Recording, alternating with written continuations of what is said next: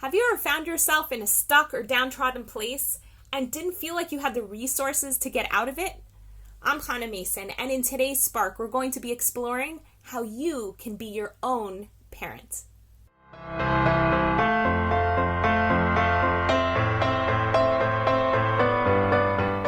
So I have to admit that one of my favorite books of all time happens to be a book that I helped to write. It's called The Size of Your Dreams. It's a super fun read. You can get it from me at hannahmason.com/books or here physically in Jerusalem or via Amazon. So this book, The Size of Your Dreams, is a personal growth novel that goes through the lives of 4 young people who are seniors in high school and a surprising mentor that they meet through their trigonometry teacher, Mr. Griffin. By the way, there's no math in this book. It's just chock full of personal growth tools. These kids go through such massive transformation. It's so much fun reading and seeing what they go through. The most difficult part of the book happens right about the middle, and I'm not going to tell you what it is because it's a pretty climactic moment. Something really challenging happens to one of the main characters. Her name is Christy, and she's so incredibly challenged by a decision that she's made that's brought her to a really low place.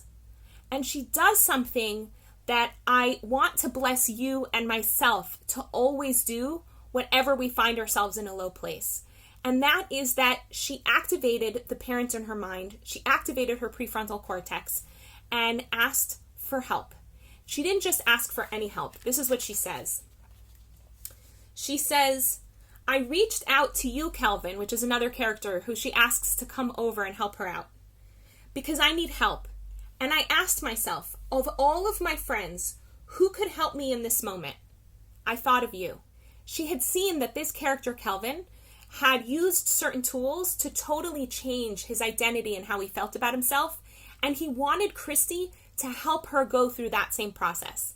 And the way they interact over the rest of the chapter is absolutely beautiful.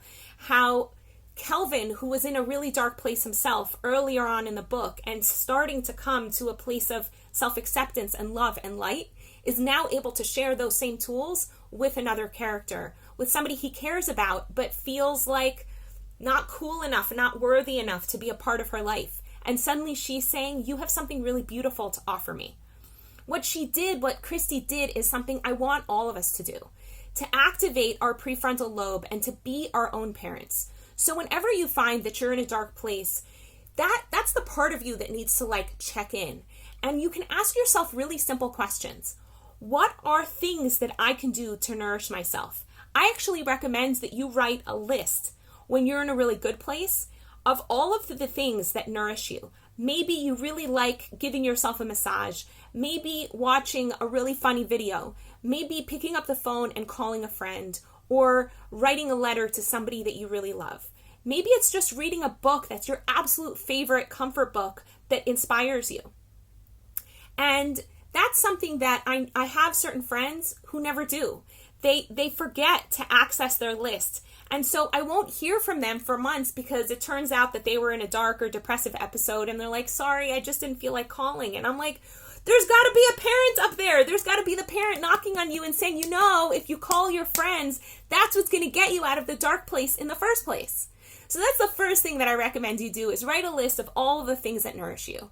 The second thing I recommend you do is think about who is the person who's most capable of helping you get out of that dark place. The third thing is know that your physiology has a massive effect on your psychology.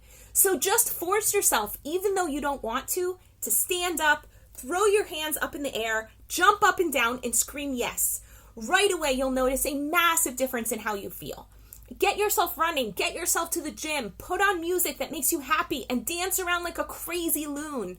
There's a Hasidic master in the Jewish world. His name is Rabbi Nachman of Breslov. He lived in the Ukraine in the 1800s.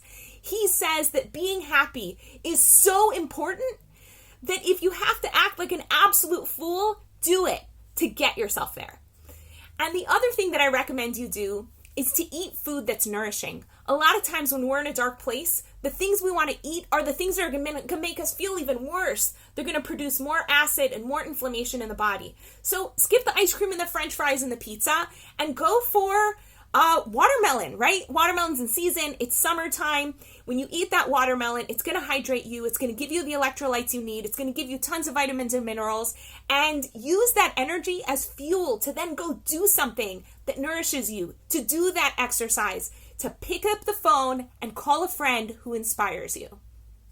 Be your own parent, because you know what? You're a grown-up. It's not your parents' job to take care of you anymore. It's only yours. And if you need help doing all of these processes and making sure that you're getting yourself in check and that you're taking care of yourself and that you're learning the tools that you need in order to actualize the life of your dreams, coaching can really help. I happen to have time in my schedule. You can set up a discovery session with me here on Facebook or via my website at hanamason.com. In the meantime, I wish you a beautiful day. Want to experience more clarity, vibrance, and joy in your life? Book a discovery session with Hana at hanamason.com/joy.